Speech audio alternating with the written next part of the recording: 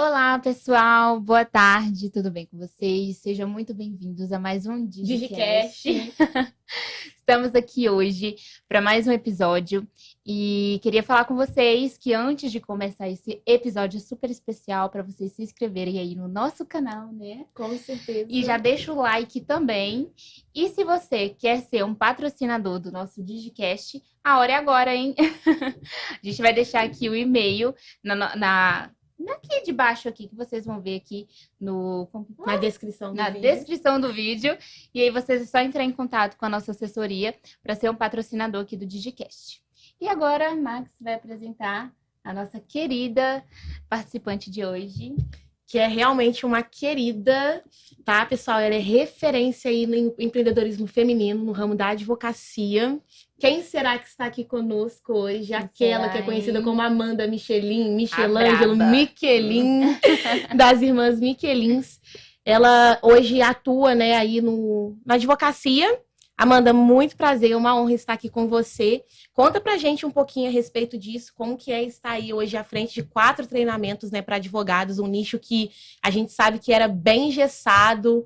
Como que foi esse processo aí? Tipo, desde pequena, Max sempre quis ser advogada. Como que você trouxe essa questão do novo direito? Fala um pouquinho pra gente. Com certeza, vai ter muito assunto no podcast de hoje. E eu agradeço, em primeiro lugar, o convite de vocês. É uma honra estar aqui com 2 mulheres, assim, de umas 2 simpatias em pessoas, né? Eu simplesmente me encantei com vocês na semana passada. E agora vamos aí fazer um bom podcast. Na verdade, é o podcast mais desejado de Alphaville. É isso mesmo? Então, eu estou no podcast mais desejado de Alphaville. Vamos aí compartilhar um pouco da minha história, que talvez possa inspirar pessoas que têm muitas crenças sobre o digital, crenças se o digital é para eles, né? E como eu sempre defendi, é para todos. E vamos lá. Como tu falou, né, Max? Eu sou advogada, ainda advogo, mas eu não me considero somente advogada. Então, me apresento como também advogada. Nunca me restringi somente ao direito, e acredito que é isso que me fez chegar até aqui. Ou seja, expandir minha consciência para outras coisas, e talvez seja isso que me trouxe num podcast de marketing digital, né? E nunca imaginei que estaria nesse mercado hoje. Que imaginem, uma menina de interior do Rio Grande do Sul, que nunca teve tantas referências no empreendedorismo, né? Nunca teve exemplos próximos na escola, na faculdade, enfim, na família, né? Tenho pais empresários, mas não tem nada a ver com digital. Inclusive, eles me julgaram por muito tempo. Tipo, Amanda, tu vai realmente se expor na internet? Será que isso é pra ti? Será que não é melhor ser uma juíza de direito, né? E ter aí seus 25 mil reais garantidos todos os meses, né? Então, sempre tive muito esse questionamento. Será que eu tenho que realmente arriscar e entrar para o digital, para a internet e as críticas, e não dar ouvidos às críticas, né? E em toda essa minha história, quem me inspirou muito foi a minha irmã Lari, que entrou no digital antes, teve coragem, sofreu muitas críticas, inclusive minhas. Então, ela foi criticada, inclusive, pela própria irmã. Mas esteve disposta, teve coragem de se expor na internet, acabou inspirando e sendo minha mentora nessa fase inicial de exposição. Então, me inspirei muito na minha irmã Lari. Sou muito grata a todos os ensinamentos que ela me trouxe nesse tempo e continua me trazendo. Então, acho que eu posso dizer que um dos exemplos que eu tive foi dentro da minha família, minha própria irmã, que eu critiquei e hoje eu admiro tanto, sabe? Então, acabamos até nos unindo no meio dessa história toda e criando projetos juntas, né? Mas eu vou fazer uma retrospectiva lá da minha infância. Eu era aquela menina de escola que queria liderar as pessoas, criar sempre times, estar à frente de projetos na escola, competições. Então, eu gostava muito de tomar frente e ter iniciativas na escola, sabe? Então, meu perfil sempre foi esse, desde, enfim, da escola, período de faculdade. E esse tipo de habilidade esse tipo de habilidade que a gente usa, inclusive, hoje no digital, liderando alunos, liderando pessoas que confiam na gente para alcançar uma determinada transformação. Então, como tu falou, né, Max? Como é estar à frente de treinamentos, liderando aí um movimento chamado Novo Direito, advogados que também estão se destravando, né? E isso tem respaldo na infância, né? Naquele período em que você vai se descobrindo, desenvolvendo habilidades, como um ser humano mesmo, né? Que está entrando no mundo. Então, esse tipo de pergunta até me faz ter essa retrospectiva mental, né? De quais foram as habilidades naquela época que me fizeram me desenvolver e usar hoje isso aqui no digital. Vocês concordam? Sim. Uhum. E acho legal você falando que, assim, a sua referência estava dentro da sua família, né? Uhum. E agora, assim, eu acompanho vocês, principalmente o Seja Fodástica, né? O Instagram de vocês duas. Como que você faz para conciliar ali um pouquinho de tudo? Porque hoje eu luto para conseguir ter a constância no meu perfil. Uhum. E aí você tem o seu perfil e o Seja Fodástica, que você sempre tá ali. Sempre aparece, que a gente acompanha. Não, eu tenho outros perfis que eu nem apareço. Gente. Nessa trajetória que eu tô trazendo alguns pontos aqui, eu e minha irmã Larissa construímos uma empresa de marketing. Então, nós sempre fomos procuradas para cuidar de outros perfis. Então, eu, inclusive, cuido de outros perfis, claro, com uma equipe, né? Então, não é fácil dar conta de tudo, não é fácil mesmo, porque tem que ter muita gestão do tempo, uma noção de gestão de projetos, organização. Mas os perfis que eu apareço, que é o meu, amanda.miquelin, e o @seja fodástica, eu praticamente estou todos os dias produzindo stories, todos os dias pensando em conteúdo. Isso não é fácil, né, para quem produz conteúdo. Pensar em inovar, né, nos conteúdos não é uma tarefa fácil, a gente tem que ter muita criatividade todos os dias, às vezes tem aquele bloqueio criativo que você fica, e agora? O que eu falo? A minha audiência está esperando eu produzir alguma coisa. Então, é bem desafiador dar conta disso, mas acredito que também nunca sai perfeito, né, 100%, a gente sempre acaba tendo alguns resbalos diários, mas o que importa realmente é dar o melhor, dar o seu melhor, né, então eu procuro sempre me organizar na produção de conteúdo, eu produzo com antecedência de 10 dias, claro, algumas coisas vão mudando conforme o hype do momento, por exemplo, trends que vão surgindo, Sim. A gente tem que fazer rápido, né, para não perder o timing, mas acho que planejamento é fundamental para a gente conseguir dar conta do máximo de coisas, né? E estar atento também às tendências, porque muita coisa vai surgindo ao longo dos dias. Então, não adianta, a gente tem que ficar online o dia inteiro, né? O dia inteiro com o celular na mão. Qual que é a motivação, assim, Amanda, que você fala assim, Max? Igual você falou, né, que teve essa questão de... Todo mundo, o resultado, ele fala por si só. Então, a gente desacredita até ver o resultado. Diferente daquilo que a gente está afirmando a respeito de uma pessoa ou alguma situação. Então, quando você viu que a Larissa começou a ter um resultado ali, obviamente, você falou assim, opa, chamou a atenção, né? Enfim, a minha irmã também conseguiu. Então, se ela tá conseguindo, com certeza ela vinha e te encorajava. Peraí, você também vai conseguir. Mas qual que é a real motivação? Tipo, pra realmente ir e fazer, tipo, hoje vocês têm mais de 2.000 alunas, isso é muita coisa. Se não fosse digital, gente, assim, é uma coisa que eu até falo para as pessoas, não é que é mais fácil, mas é um processo muito mais simples, né, se fosse sem ser com o digital. Mas hoje, qual que é a sua maior motivação para que isso aconteça? Tipo, Max, o que me faz, assim, acordar e produzir, independente de bloqueio criativo, sabe? O que te motiva, tipo... Hoje estar com a Larissa, porque com certeza, ainda que sejam irmãs, tem ali, às vezes, uma divergência de pensamento, por mais que vocês, às vezes, tenham o mesmo propósito, pode ter uma coisinha ou outra que, às vezes, vai desconectar. E o que motiva? Tipo assim, Max, a gente continue, a gente mantém e vai, vamos ser foda, não seja fodástica. Qual que é a motivação, assim? Ótima pergunta. Todos os dias eu acordo... com mais clareza de onde eu quero chegar. E isso é importante, porque se você não tem clareza, se você não sabe o que você quer, se você tá ali fazendo uma coisa no piloto automático, isso não vai te fazer bem. Então, se você tem clareza de onde você quer chegar, o que você quer alcançar, e sabe que é um processo diário, aquilo te mantém todos os dias ali, Mesmo que tenham dificuldades, contratempos, fatos não esperados, por exemplo, em lançamentos que a gente faz, mas a gente tem clareza de onde a gente quer chegar, e aquilo nos mantém ativos, aquela é a nossa principal motivação, né? E se vocês forem perguntar, mas onde vocês querem chegar? Bom, além de querer ter ter um time de alunas 4 vezes maior, 5 vezes maior, a gente tem sonhos a realizar. Toda pessoa tem sonhos, a gente tem os nossos, vocês têm os de vocês, né? E isso nos mantém muito ativas. E a gente sabe que é questão de tempo. Não tem como a gente não alcançar isso. A gente não tem essa crença que, não, mas é impossível, vocês não tem como alcançar isso. Não, tem sim. É um processo diário que depende de plena constância, né? Então, se a gente sabe que está fazendo um bom trabalho todos os dias, da forma que tem que ser feito, e não desiste de forma alguma, a gente vai chegar onde a gente quer.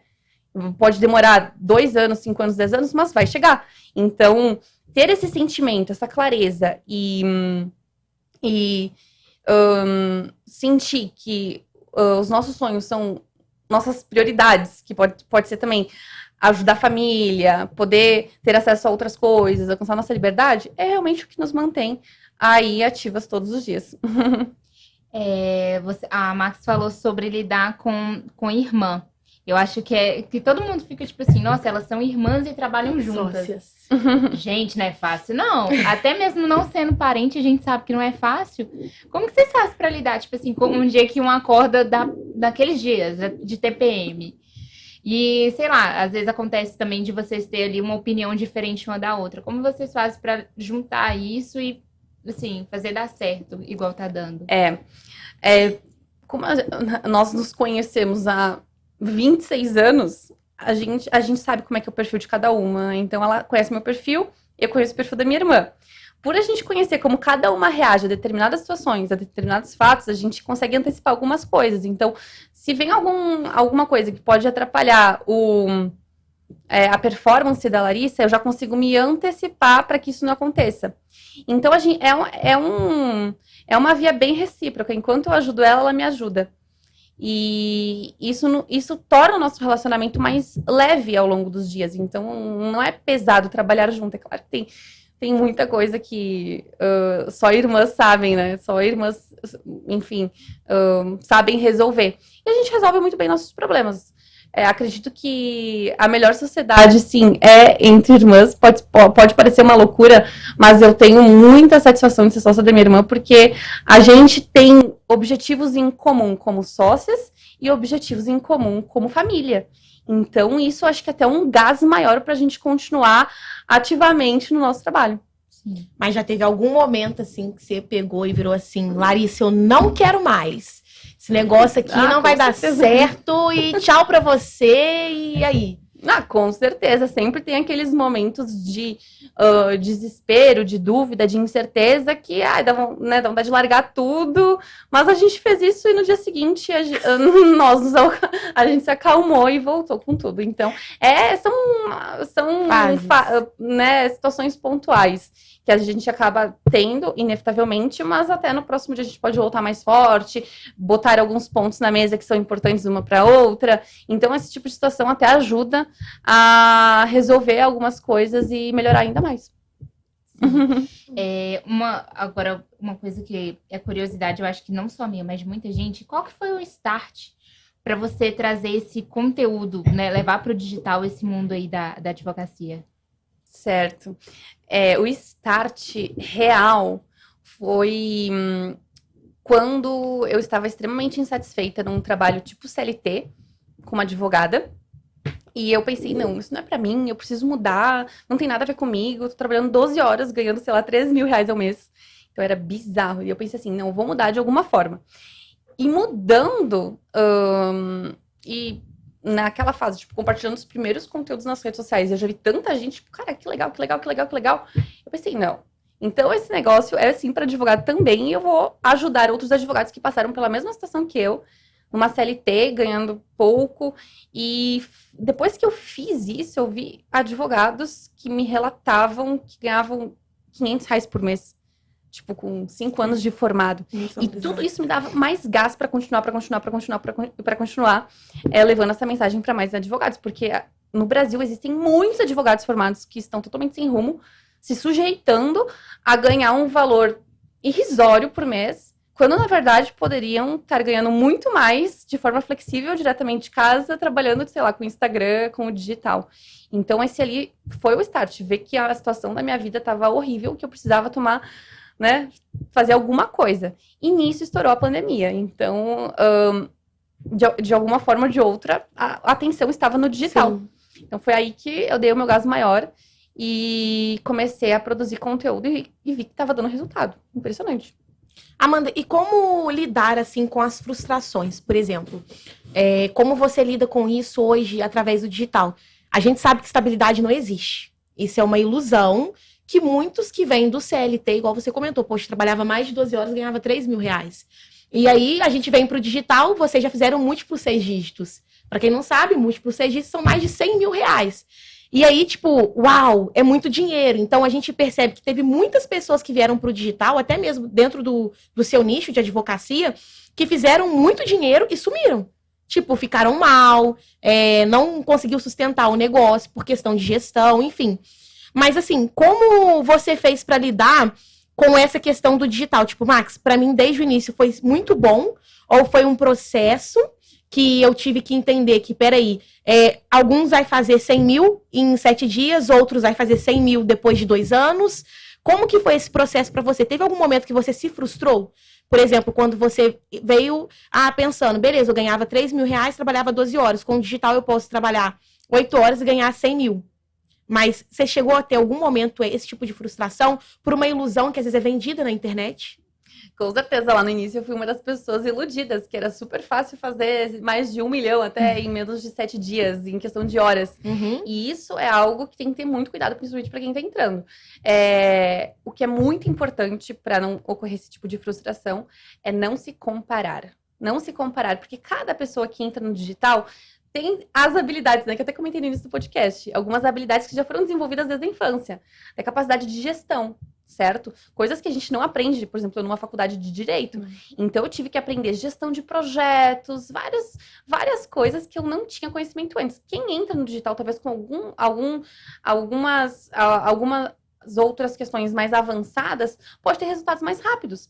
Então, no início, eu e a Larissa tivemos que aprender a criar processos, a ter paciência, entender que os resultados virão se tiver feito um bom trabalho. Então, acredito que tem que ter uma maturidade emocional, senão vai fazer, talvez, os primeiros resultados, não vai saber como continuar, não vai saber como escalar, não vai saber como ter uma equipe maior para fazer um lançamento ainda maior. Então, não é só sobre um lançamento, é sobre um negócio sustentável a longo prazo, certo? Que consiga ser replicável, que consiga realmente se sustentar para que aqueles resultados se perpetuem. Não adianta fazer uma vez e achar que é só aquilo, né? Pode ser só uma demanda reprimida. Sim. Que a pessoa depois não consegue manter, né? Então, para quem está começando no digital, ouviu falar sobre 6 em 7, 7 em 1, 7 em 7, cuidado. Pense antes na transformação que você vai gerar na vida das pessoas que estão no digital, que você pode alcançar. Porque depois é questão de business, é questão de modelo de negócios, é questão de estruturar processos para levar sua mensagem para mais e mais pessoas, certo? Então, o primeiro ponto a pensar não é faturar 6 em 7.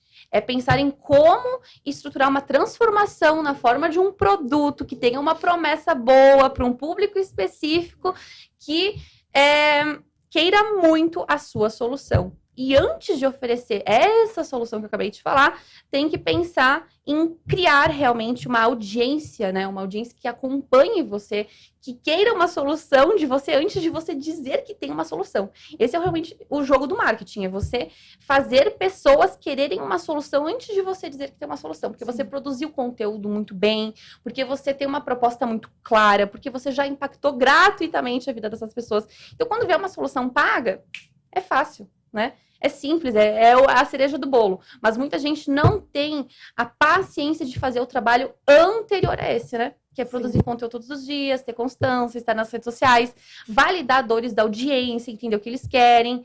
Eu vejo muita gente criando produtos e soluções sem validar. E aí pode vir a frustração de um lançamento que pode ser bom, mas depois não continua, porque era só porque falta pesquisa. Pesquisa, validação de dores, né? Então, acho que é isso. Não se comparar, fazer um bom trabalho, criar processos, desenvolver habilidades que não foram adquiridas numa faculdade. Estar rodeado de empreendedores que já estão aqui, podem ensinar muita coisa, né? Eu aprendi muito com essas pessoas que já tinham feito grandes lançamentos. Então, é um processo, tem que ter calma, os resultados virão. Não adianta colocar a carroça na frente dos bois. Realmente, uma aula, né? Agora, você falou sobre essa galera que tá querendo começar no digital. Eu acho que um ponto que impede muita gente de começar é o medo da exposição.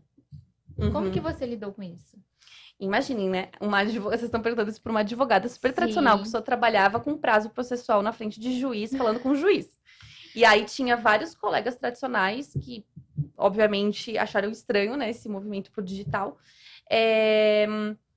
E acabaram julgando, né? Um advogado no digital gravando stories. Isso não é trabalho de verdade, né? Quando a gente ouve isso.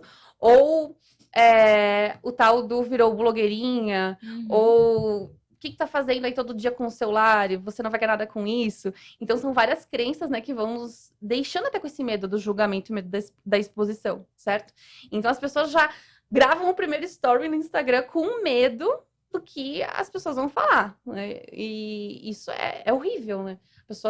Tem pessoas que se travam, não conseguem continuar e acabam investindo em formas de ganhar dinheiro sem aparecer, formas, né, de estar anonimamente por trás de outros players, e não tem nada de errado com isso, assim, cada um tem um espaço dentro do digital. Mas esse medo da exposição no início, eu pensava assim, se tiver alguém que tá me incomodando, não tem por que não bloquear, né? A pessoa não precisa me acompanhar. E eu pensava assim, não é o espaço dela estar aqui no meu perfil, não tem problema, eu vou bloquear ou não vou dar bola. Então, eu confesso que para mim foi um processo bem mais leve, porque eu já pensei assim, né? Então, no início é normal gravar 20 stories antes de postar um story, né? Até sair perfeitinho, mas depois o processo flui super bem. Então, é isso, acho que tem que ter a consciência que dá para treinar. Tem pessoas que não vão gostar, é questão de tempo. Melhor pensar no seu futuro do que pensar no que os outros estão pensando. Como dizem, vergonha não paga boleto. Então internalizar esse tipo de coisa e tocar a ficha. Perfeito.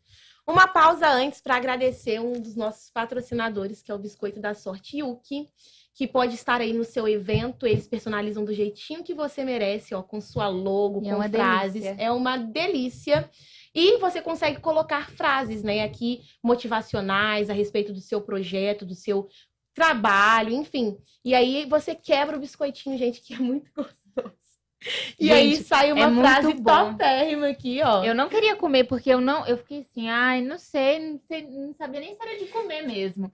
Mas sabe aqueles biscoitos de maisena, aqueles biscoitinhos gostosos de maisena? Véi, é muito bom. E aí você pode estar contratando aí, ó, para colocar no seu evento, fica um brindezinho super elegante, diferenciado. E sabemos que biscoito lembra a infância, né, gente? E queremos te perguntar algo agora, Amanda. Diga. Sobre a infância. Como que foi a sua infância? Foi uma infância difícil?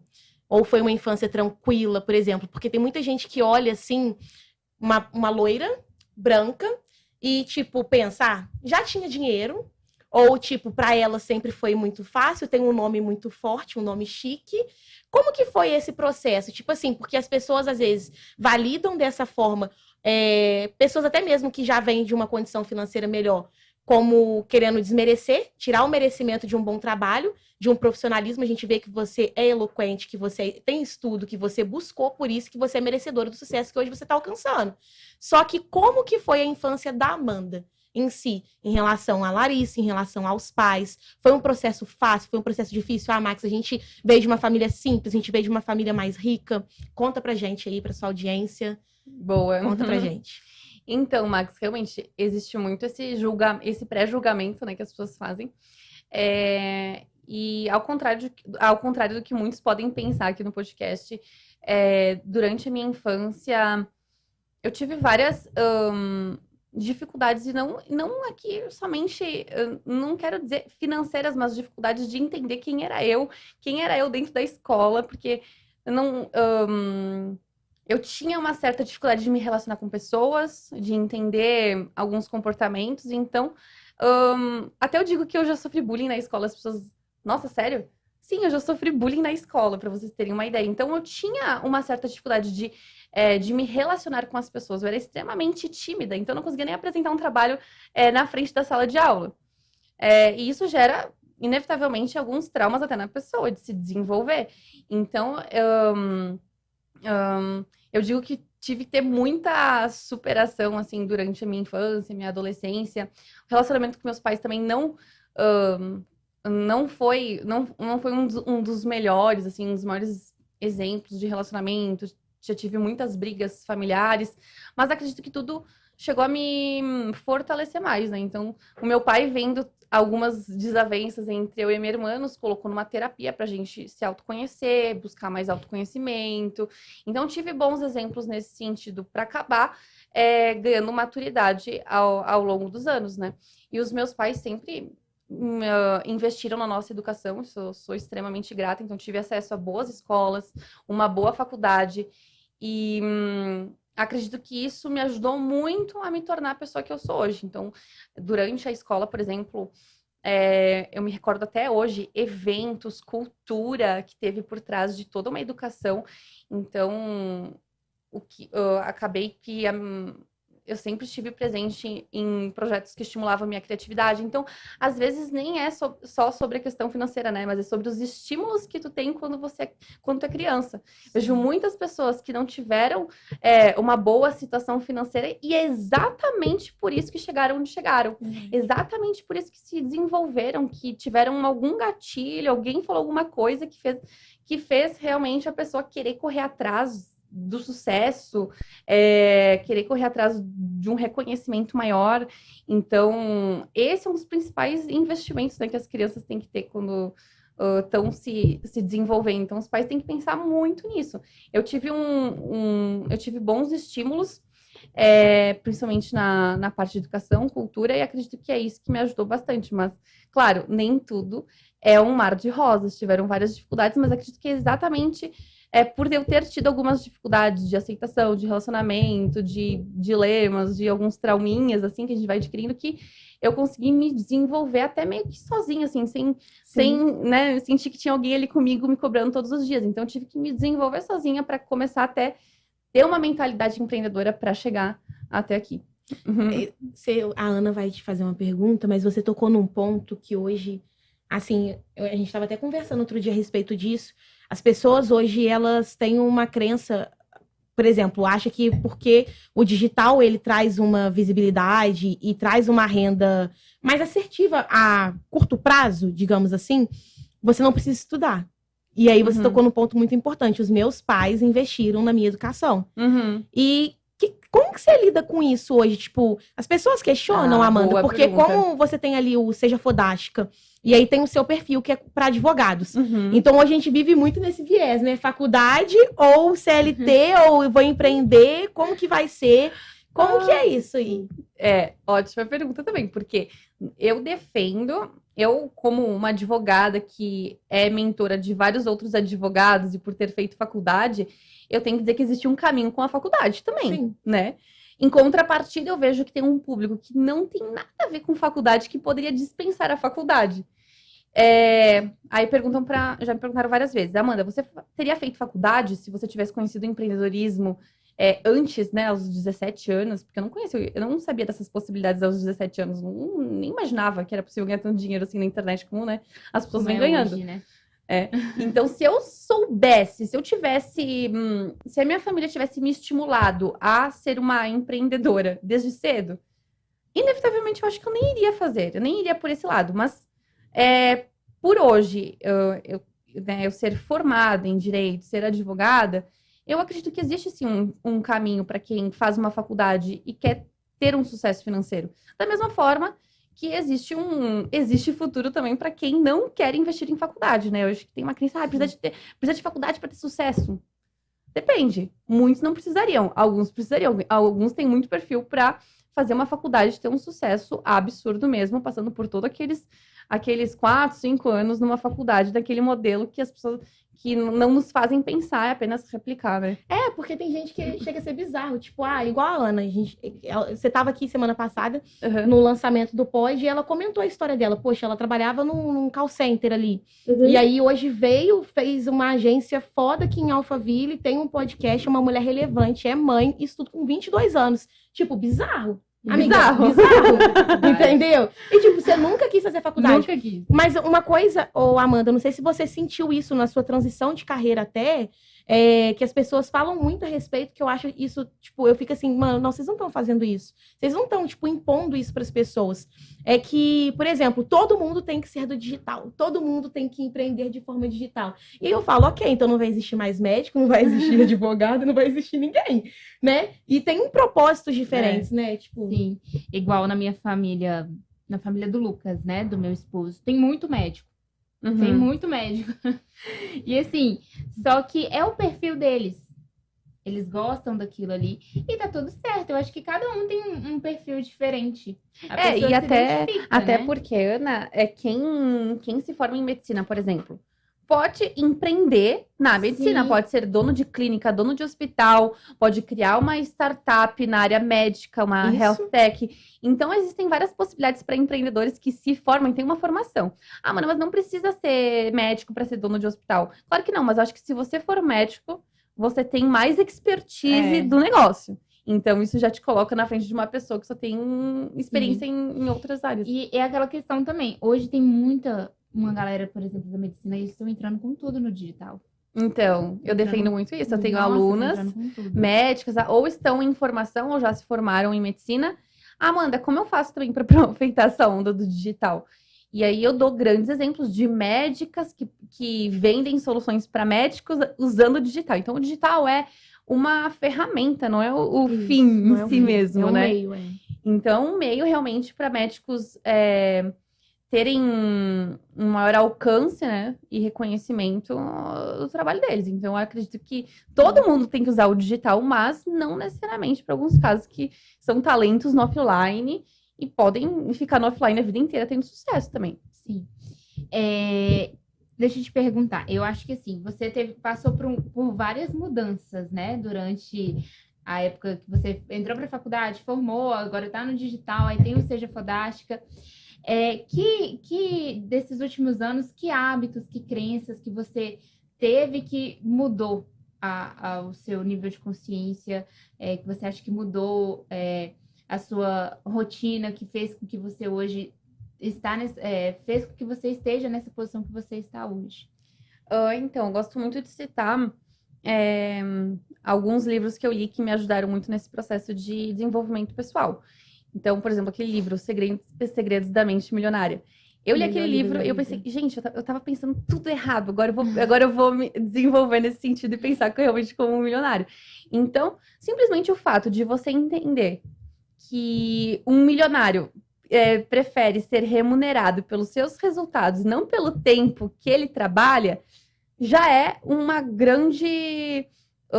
já é um grande avanço para você entender que você pode trabalhar mais do que o normal, mas você está ganhando pelos resultados que você gera. Isso. Não pelo tempo que você está ali, né? Como se fosse uma pessoa na CLT que quer ser remunerada pelas 8 horas de trabalho e também, se tiver alguma hora extra, tem que ser remunerado pela hora extra, né? Então, um milionário começa a pensar diferente.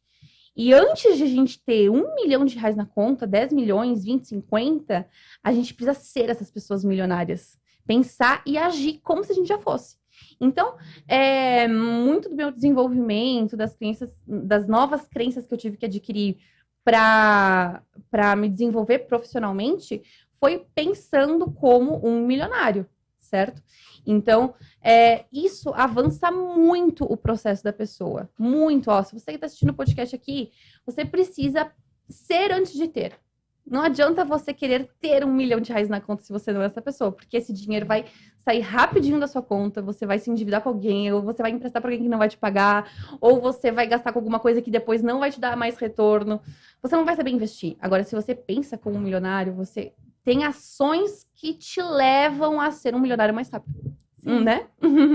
Amanda, gratidão pela sua participação e eu quero que você deixe uma mensagem, assim, pro pessoal de casa. E para suas alunas também, que eu tenho certeza que elas estão acompanhando. Com certeza. Ah, verdade, com certeza. Espero que as fodásticas estejam aqui acompanhando esse podcast.